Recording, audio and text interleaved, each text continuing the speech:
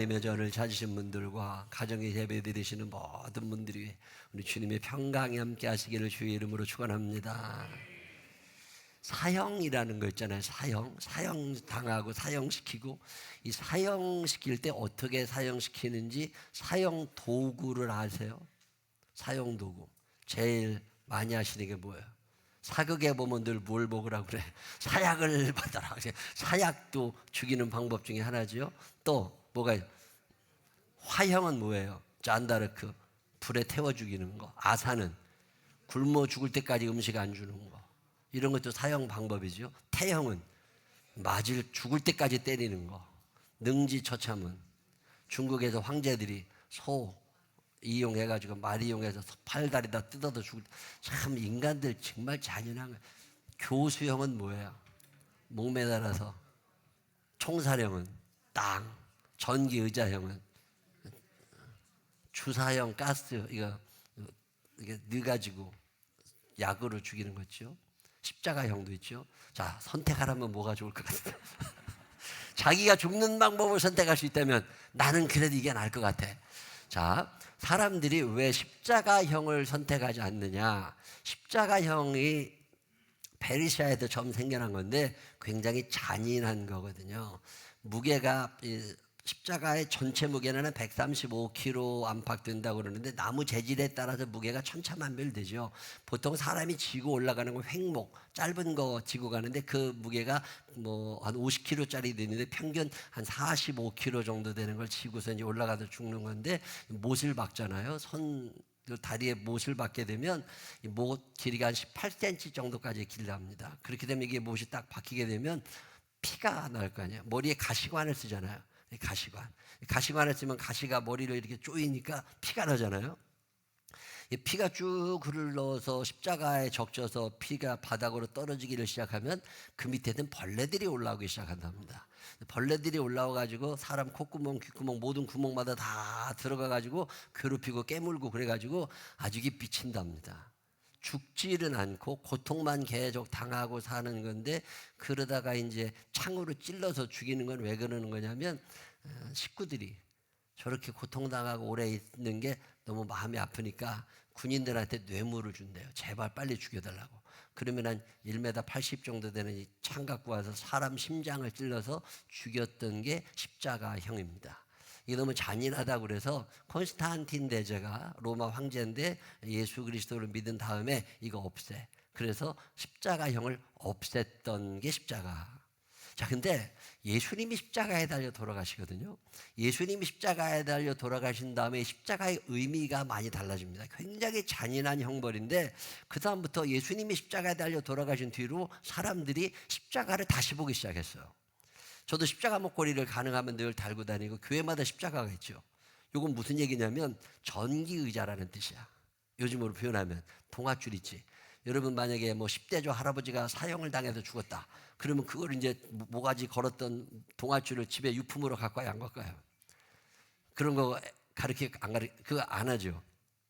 근데 예수님이 돌아가실 때 형태리였던 십자가가 오늘 모든 기독교인들의 상징이 되고 부러움에 대해서, 이거 왜 그런 게 될 걸까요? 그 십자가의 의미를 바꿔놓으셔서 그렇습니다. 원래 십자가는 형틀이고 무거운 거예요. 그건 끔찍하게 싫어하는 게 십자가입니다. 근데 예수님의 공생애를 보시면 예수님이 이 땅에 사는 3년 동안에 미리 십자가를 얘기하시는 적이 많이 있습니다. 마태복음 10장에 보면 예수님이 무슨 말씀을 하시느냐면, 또 자기 십자가를 지고 나를 따르지 아니하는 자도 내게 합당하지 아니하니라 그러면서 자기 십자가, 사람들에게 다 십자가가 있다는 거예요. 내가 져야 될 십자가. 자, 십자가는 거 죽음이거든요. 자, 여러분 자녀들 지금까지 초등학교, 유치원, 중학교, 고등학교 이렇게 성장시켜 나가는 과정에 사형 틀에 대해서 가르쳐 본 적 있어요, 없어요? 야, 이 전기의자형은 이런 거야. 이거 뭐 애들 데려다가 이런 거 해요, 안 해요? 이거 목 매달아 죽이면 이런 일이 일어나. 이런 얘기 해요, 안 해요? 그런 얘기 한 번도 안 하죠. 근데 예수님이 3년 공생의 짧은 기간을 사시는 동안 제자들에게 십자가를 얘기를 하십니다. 요즘으로 표현하면 사형 도구를 가르치시는 거야. 그러면서 뭐라고 그러시냐면 이 십자가가 남의 게 아니라 내 거라는 거예요. 자기 십자가, 사람에게 다 자기 십자가가 있다는 거예요. 이런 얘기를 왜 하셨을까? 마태복음 16장에는요 똑같은 표현인데 이렇게 표현합니다. 예수께서 제자들에게 이르시되 누구든지 나를 따라오려거든 세상의 흐름에 떠내려가지 아니하고 세상 사람들이 가는 방법으로 가지 아니하고 나를 따라오려거든. 자기 사랑을 가리키고 너 네 맘대로 살아, 네가 세상의 중심이야, 네가 중요해, 이런 걸 가리키는 세상 속에서 아니야, 그거 아니고 하나님 사랑, 이웃 사랑이 중요해. 전혀 다른 얘기를 하셨는 거. 예수님께서 나처럼 이렇게 살려고 그러면 자기 십자가를 지고, 그러면 날마다 자기를 부인하고. 이 부인한다는 말은 허락하지 않는다는 뜻이에요. 원어의 뜻은 영어 성경에 deny라고 나오는데 허락하지 않는 거야. 욕심이 막 내 마음에 들어와. 이걸 허락하지 않아. 거짓말하고 이거 모면하고 싶어. 이거 허락하지 않아. 벌을 받아야지 뭐. 책임을 전가하고 싶어? 아니야, 이거 안 돼. 자기 스스로 과식을 할 때 이게 과식이라는 걸 알아요, 몰라요? 이거 먹으면 안 되는데 그런 생각 들어요, 안 들어요? 그럴 때 그걸 허락해요, 허락하지 않아요? 허락하면 어떻게 돼요? 살죠. 후회가 돼. 요거는 허락한 거야. 허락하지 않는 건 deny, 부인한다는 건 먹고 싶은 마음이 내 안에 일어나고 있지만 이거를 딱 끊어버리는 거, 이거를 부인한다고 표현해요. 살아가다 보면 하고 싶지 않은데 그냥 끌려가면서 이럴 때도 부인해야 될 필요가 있잖아요. 여러분 인생을 살면서 때로는 아니라고 말할 때가 있는 거거든요. 이걸 부인한다고 그래요. 내 몸은 이걸 원해, 내 마음은 이걸 원해. 근데 하나님의 말씀이 이걸 원하지 않는 것 같아. 그런데 딱 냉장고에 붙였어요, 안 붙였어요? 야식은 사약이다, 이런 거 붙여놨어요, 안 붙여놨어요? 그거 계속 먹게 되잖아요. 그러다 보면 이렇게 병 걸리게 되고, 그때 너무 늦게 후회하는 사람들 얼마나 많아요. 이 부인한다는 말은 허락하지 않는 거야. 내 마음에 일어나는 어떤 욕심들, 거짓들, 교만들, 시기심, 미움, 이런 걸 허락하지 않는다는 뜻이에요. 예수님이 무슨 말씀을 하시느냐면 나를 따라오려거든 너네들 마음속에 일어나는 온갖 잡초 이거 허락하지 마. 그리고 온전히 자기를 부인하고 자기 십자가를 지고, 이 십자가를 진다는 말은 죽는다는 말이거든요. 이 지금은 돌아가셨지만 옛날 반포에 개척하셔서 분당까지 교회가 굉장히 컸던 그 한신교회 이중표 목사님이라고 해서요, 이게 기장교회인데 그 이중표 목사님의 말씀에 거의 매주 설교는 별세입니다. 우리가 여기에 살지만 언젠간 이별해야 된다는 거예요. 이 세상과 이별해. 그래서 산다는 건 뭐냐? 이별을 준비하는 거예요. 별세. 세상과 이별할 준비를 하는 게 인생이라고 하는 거죠. 내가 언제 죽을지 어떻게 알아요? 언제 미사일이 날라올지. 지금 전쟁 어마어마하잖아요. 사고로 돌아가시는 분들이 얼마나 많고, 이런 위험한 이런 시기를 사는데, 여러분 지금 예배를 드리면서 오늘의 이 예배가 내 생애 마지막 예배라는 생각을 해요, 안 해요? 이런 기도 해봐요, 안 해봐요? 하나님, 오늘의 예배가 내 생의 마지막 예배인 것처럼 하나님 앞에 예배 올리기를 원합니다. 이게 별세거든요. 헤어짐을 전제로 하고 예배를 드리는 거야. 점심을 먹습니다. 오늘의 식사가 내 생의 마지막 식사가 될 수 있어. 저녁을 내가 못 먹을지도 몰라. 그러니까 그거 너무 감사하게 먹어야 돼. 이런 생각 해요, 안 해요? 이게 별세거든요. 근데 우리는 여기서 영원히 살 것처럼 살아가는 거잖아요. 예수님이 무슨 말씀을 하시는 거냐면 너네들 생애가 여기서 오래 가지 않아. 언제 끝날지 몰라. 그러니까 늘 떠날 준비를 하고 살아가야 돼. 그러면서 자기 십자가를 지고 내 안에 일어나는 모든 욕심들, 거짓들을 다 부인해버리고 허락하지 말고 자기 십자가를 지고 죽을 준비를 하고 세상을 살아가는 건 어떻겠냐, 뭐 이런 말씀을 하시는 표현이거든요. 그날 십자가 예수님이 지시는데 그날 그 갈보리 언덕에 3개의 십자가가 있습니다. 그중에 첫 번째 십자가는 뭐냐면 용서하시는 십자가예요. 예수님의 십자가를 그래서 용서하는 십자가라고 그럽니다. 평소에 너네들 이렇게 살아가야 돼. 자, 예수를 믿는 사람들에게 나타나는 증거 중에 하나가 뭐냐면 용서받았다는 믿음입니다. 왜 용서가 안 되는 줄 아세요? 용서받은 사람들은요, 용서가 쉬워요. 근데 용서에 확신이 없는 사람들은 용서가 안 됩니다. 의외로 사람들 마음 가운데 분노가 많이 있는 거 아세요? 억울한 감정, 서운한 감정, 미워하는 마음, 이런 게 은근히 많아. 야, 딸들 마음속에 엄마에 대한 미움이 있는 거 아세요? 참 묘하지만 엄마에 대한 미움이 딸들 마음속에 있답니다. 어렸을 때부터 이게 들어와 있대요. 아들들의 마음속에 아버지에 대한 분노가 있다는 거잖아요. 이게 점점점 커가면 문제가 되는 거거든요. 근데 세월이 지나면 이게 그리스도 예수 안에서 없어져야 정상이거든요. 왜? 내가 이미 용서받았어. 내가 용서받았기 때문에 내가 용서 못할 사람이 어디 있어? 내가 이렇게 용서받고 나 같은 죄인을 왜 사랑하는지 알 수가 없어요. 그게 하나님이 나를 용서해 주셨다는 게 믿어지면 남들 용서하는 게 쉬워요. 근데 왜 용서가 안 되느냐? 내가 용서받았다는 믿음이 없는 거예요. 생명나무 교회 식구들이 용서받았다는 믿음을 가지며 살게 되시기를 바랍니다. 용서받은 사람들은요, 용서가 쉬워요. 근데 용서받았다는 믿음이 안 생기니까 용서가 안 되고 늘 미움이 쌓이는 거야. 우리가 져야 될 십자가, 예수님이 지신 그날의 십자가는 용서하는 십자가입니다. 당신의 십자가에 못 박은 사람들, 당신을 저주하는 사람들, 희롱하는 사람들, 창을 찌르는 사람들, 못을 박은 사람들, 모함했던 사람들, 누명을 씌웠던 사람들, 그 모든 사람을 향하여 Father, forgive them. 아버지, 저들의 죄를 용서해 주십시오. 왜 십자가, 예수님의 십자가가 특별한 의미를 지니냐면 십자가에 달렸던 사람 중에 그 누구도 용서를 얘기한 사람은 없습니다. 억울하다는 사람 많고 분노하는 사람 많고 내가 죽어서도 뭐가 돼가지고 귀신이 돼가지고 누구에게 나타나? 너한테 나타나서 내가 밤낮 이러고 사는 거잖아요. 죽으면서도 분이 안 풀려. 근데 예수님은 그날 십자가에 달리셔서 용서를 말씀하신 첫 사람이신 거죠. 그 예수님의 십자가를 용서하는 십자가라고 그럽니다. 예수를 믿는다는 건 뭐냐? 용서가 자연스러운 거예요. 부부간에 10년, 20년, 30년 살면서 서운한 감정이, 조금 속상한 감정이, 어떤 기분 나쁜 거, 불쾌했던 거, 뭐 이런 게 있겠죠. 이게 간직되는 사람들 있잖아요. 이런 사람들 심각하게 회개해야 될 사람들이야. 옆 사람 손을 꼭 붙잡고 눈을 쳐다보면서 목사님이 네 얘기 하신다. 시작. 목사님이 네 얘기 하셔. 이게요, 잊어버려지는 사람이 믿음 좋은 사람이야. 그냥 너무 머리 좋은 사람들이라고 살면 안 돼.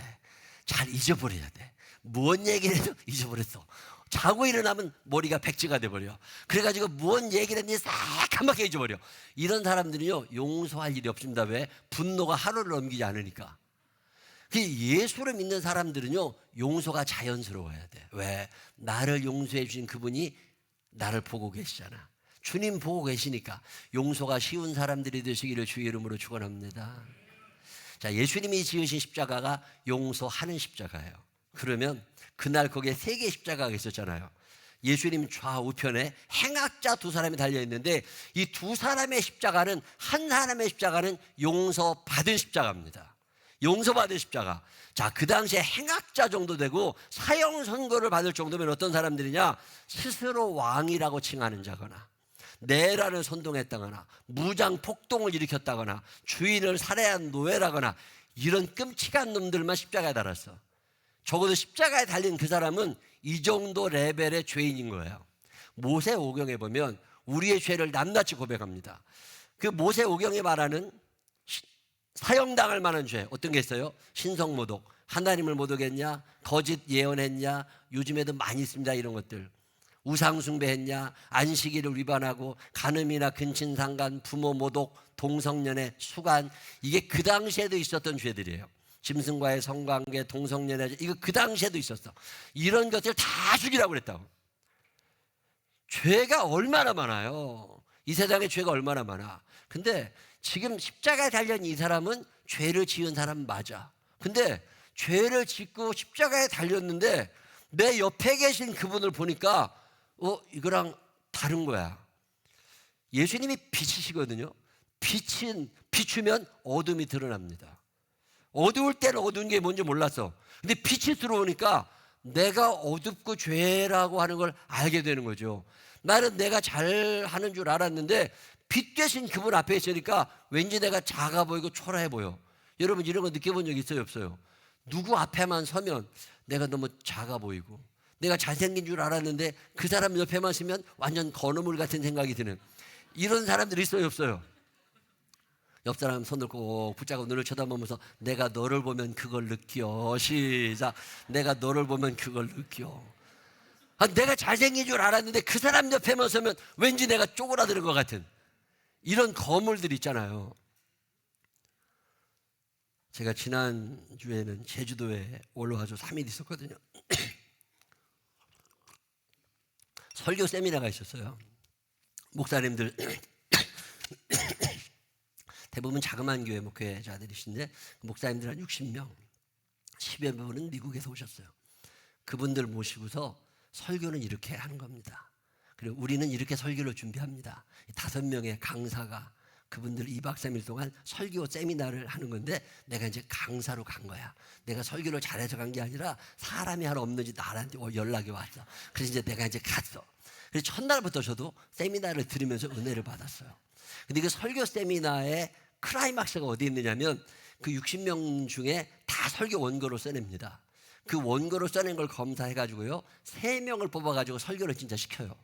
그럼 60명 앞에서 설교를 내가 하는 거야. 설교를 하고 나면 거기에 강사로 오신 5명의 목사님들이 크리틱을 해줍니다. 다 이렇게 설교 평가를 해주면서 이렇게 바꾸시면 좋을 것 같습니다. 표정이, 제수 추어가, 언어가, 단어 선택이, 메시지가 뭐 일일이 다 지적을 해주시면서 설교를 업그레이드 시켜주는 그런 세미나인데 제가 거기 이제 가서 이제 심사위원으로 앉았어. 목사님 3분이 나오셔서 설교를 쫙 하고 나셨단 말이에요. 내가 이제 평가를 한다고 이렇게 적었잖아요. 첫 번째 이제 목사님이 다 큰 교회 목사님, 몇천 명, 그 유튜브 구독자 수가 기본이 10,000명이 넘는 교회 목사님들이십니다. 그분들이 이제 오셔서 이제 설교 평가를 해주시는데 첫 번째 나오셨던 목사님이 3분에 대해서 칭찬을 한 가지씩 해주세요. 이건 이래서 참 좋은 목회자, 설교자가 되실 것 같습니다. 이래서 좋으신 설교 다 칭찬을 해주시고 이제 들어가셨어요. 나는 첫 번째 목사님 설교를 들으면서 이분은 발음이 영 아니야. 발음이 정확하지 않아서 어눌해. 발음이 약간 이건 좀 훈련이 필요하겠다 이런 생각이 들어 거기다가 발음 이렇게 체크를 해놨어요. 이제 얘기를 해줘야 돼. 몇 가지로 쭉 적었어. 두 번째 나오신 목사님이 그 첫 번째 오셔서 설교하셨던 목사님이 좀 이렇게 자그마한 교회 목사님이시라 행색이나 얼굴 색이나 모든 게 좀 약간 초라해 보이신 분이신데 그분을 이렇게 찾으시더라고요. 저 뒤에 앉아 계시다가 이렇게 손을 들고 일어나시니까 이 발음이 어눌하게 설교한 그 목사님을 향해서 이 두 번째 목사님 나오셨던 분은 저 서울 드림교회 김요수아 목사님이라고 아주 굉장히 유명한 분입니다. 그분이 뭐라고 묻느냐면 혹시 구한화사를 앓으셨느냐고 물어봐요. 구한화사를 앓으셨냐고. 그래도 그 목사님이 구한화사를 앓았는데 지금 치료가 거의 끝나가는데 마지막 치료를 중단해가지고 아직 완치가 된 상태가 아니래. 그래서 이 목사님이 갑자기 울어. 이 평가를 하러 나오신 목사님이 그러면서 얼마나 아프냐는 거예요. 그런 과정이 당신은 얼마나 잘하고 싶으냐는 거예요. 근데 발음이 안 되는 거야. 그 속상한 얘기를 이렇게 하시면서 자기도 그렇게 아픈 적이 있다. 그러면서 치료는 어디까지 하셨느냐. 그러면서 이렇게 아플 때는 그 치료 끝까지 해야 되시는데 이게 비용이 만만하게 드는 거 아니라고 그러면서 앞으로 남은 치료 기간에 요걸 꼭 하시라고 그 비용을 제가 부담을 해드릴 테니까 꼭 이걸 하셨으면 좋겠다고. 그러면서 그 발음 문제부터 그런 형태지만 아, 에, 이, 오, 우 연습을 꾸준히 하시다 보면 나아집니다. 이렇게 얘기를 하는데요. 그 평가를 듣는데 내가 너무 작아지는 거야. 그대 앞에만 서면 나는 왜 작아지는지. 그냥 이 거물들 앞에만 서면 생각이 다르잖아. 크리틱을 하고 싶은 사람과 위로와 격려를 해주고 싶은 사람이 다른 거잖아요. 여러분 이런 생각해요, 안 해요? 난 한 번도 그런 생각을 못 해봤어. 왜 발음이 안 될까만 생각했는데 그 목사님은 병을 앓고 있다는 거예요, 저분이. 왜 똑같은 환경에서 똑같은 사람의 설교를 듣고 똑같은 평가를 하고 있는데 누구는 그 이 아픔을 같이 느끼고 누구는 지적을 해주려고 그랬을까? 내가 얼마나 혼자 부끄러웠었는지 몰라. 여러분 살아가다 보면 이런 거물들이 여러분 주변에 있잖아요. 나는 상상도 못했는데 그 생각을 하는 거야. 지금 한편 강도는 가운데에 매달려 계신 예수님을 보면서 자기의 초라함을 느낍니다. 와, 저런 분이 저렇게 억울하게 나는 죽어도 싸지. 나는 정말 인생 후회할 거 많아. 왜 하필 그 자리에 내가 왜 그 사람을 다 후회하고 원망만 했는데 그날 거물 되신 예수님 앞에서 그분의 밝은 빛 앞에서 자기의 초라함을 보는 거예요. 내 죄됨을 보는 거예요. 그래서 고백합니다. 나 죄 많이 지은 사람 맞습니다. 저는 십자가에 달려 죽는 게 마땅한 놈입니다. 이런 고백을 하고 있는 그를 향한 예수님이 너 오늘 나와 함께 낙원에 천국에 있을 거다. 용서를 선언해 주시잖아요. 이 용서받은 십자가의 특징은 회개라는 과정을 거칩니다. 용서하는 십자가는 자기 부인이라는 과정을 거쳐요. 날마다 자기를 부인하는 이런 사람들이 용서를 할 수 있는 거거든요. 근데 용서받는 사람들은 적어도 회개라는 과정을 거쳐요. 그날 십자가에 달려 있었더니 행악자, 더 이상 악할 수 없을 만큼 악해서 십자가형을 언도받았던 이 사람이 예수 그리스도를 만난 후에 자기의 초라함을 발견합니다. 여러분 성경 읽어가고 말씀을 들어가면서 이 거물이신 예수님 앞에서 한없이 초라한 나를 발견할 수 있는 믿음의 사람들이 되시기를 주의 이름으로 축원합니다. 그래서 용서해달라고. 이게 용서받은 십자가예요. 그날 세 개의 십자가가 있습니다. 용서하시는 십자가, 예수님의 십자가라면 행악자 한 사람 용서받은 십자가예요. 근데 나머지 한 사람의 행악자는 끝까지 용서받지 못하는 십자가입니다. 회개할 죄가 너무나 많은데 그게 죄 같지 않은 거죠. 김학중 목사님이 쓰신 다시 십자가라는 책에 보면 우리가 짓고 있는 죄들을 고발합니다. 바리새인들의 죄를 똑같이 짓고 있지요. 내 지식과 경험을 더 의지하는 죄입니다. 엘리제 대장처럼 자식을 더 사랑하면서 하나님과 이웃을 무시할 때가 얼마나 많은지 모르지요. 다음 페이지 보시면 기적만을 쫓았던 사마리아의 마술사 시몬처럼 시기로 사랑을 잃어버렸던 요셉의 형들, 은밀하게 마음으로 죄를 지었던 다윗, 하나님을 속였던 아나니와 삽비라, 이런 죄들이 그 당시에만 있었던 게 아니라 오늘 내게도 있다는 거예요. 근데 이걸 정당화하고 싶은 거예요. 뭐가 잘못됐잖아요. 다 남 책임이야. 나는 아무 이상이 없는 거지. 애들한테 왜 공부를 못해요? 엄마 아빠가 머리가 나쁘니까. 내가 유전자를 그렇게 받은 거지. 나는 박사 받기 싫은가? 나도 박사학위 받고 싶지. IQ가 안 되는 걸 어떡해. 이거 누구 탓이야? 엄마 아빠 탓이지. 밤낮 남탓만 하는 거야. 너는 왜 그렇게 살을 찌고 이렇게 살 좀 빼라고. 체질이 엄마 닮아서 그렇다는 거야. 체질이 엄마 닮아서. 이게 다 남 탓이야. 남 탓하는 것들 있잖아요. 이거 회개 안 됩니다. 회개 안 됩니다. 미래를 위하여 오늘을 참아내지 못하는 사람들, 이거 회개 안 됩니다. 하나님 사랑, 이웃사랑 이런 거 싫어합니다. 이런 사람들은 계속 죄를 반복하며 살아요. 그러면서 자기가 죄인이라는 걸 몰라. 회개할 일이 없는 거지. 그러니까 이런 사람들은 당연히 십자가를 져야 돼. 자, 신앙생활이라는 건 뭐냐? 교회를 다닌다는 건 뭐냐? 교회에 들어오는 첫 발자국은 되게 용서받지 못한 십자가를 질 만한 사람들이라는 거예요. 내가 용서받지 못할 죄인인 거죠. 그래 당연히 십자가를 져 죽어야 되는 게 내 인생이라는 거죠. 근데 예수를 믿고 난 다음에 어떤 믿음이 생깁니다. 요한 1서 1장 9절에 만일 우리가 우리 죄를 자백하면 그를 미쁘시고 위로우사 우리 죄를 사하시며 우리를 모든 불의에서 깨끗하게 하실 거다. 믿어지는 거죠. 내 죄를 용서받았구나. 이게 믿어진 사람들, 이거 믿어진 사람들만 하면 한번 해봐요. 이게 믿어지면 그 다음에 그게 끝이 아니라는 거예요. 용서받지 못한 십자가를 지고 있을 만한 사람이 이제는 용서받은 십자가를 지게 된 거죠. 그러면 그게 끝이냐? 그게 아니라는 거예요.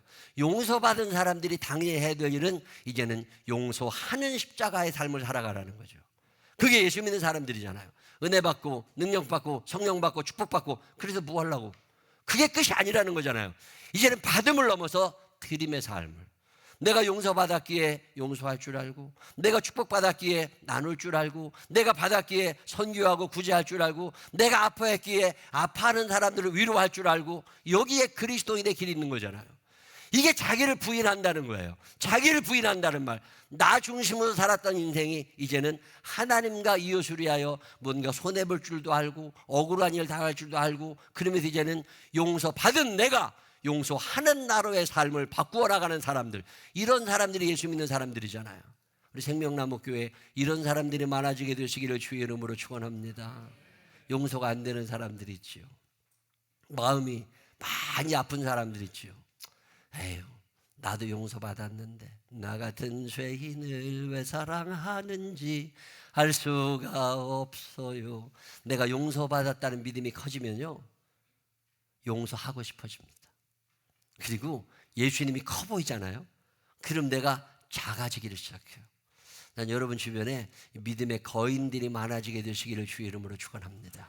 그분들을 볼 때마다 점점 나를 만들어가서, 처음에는 내가 용서받지 못하는 십자가를 지고 살던 사람이라면, 당연히 지옥 갈 사람이라면, 이제 변하여서 용서받은 십자가를 지고 천국 백성이 된다면, 이제는 거기서 멈추는 게 아니라 나도 용서하며 살아갈 수 있는 참된 그리스도인들의 삶을 살게 되시기를 주님의 이름으로 축원합니다.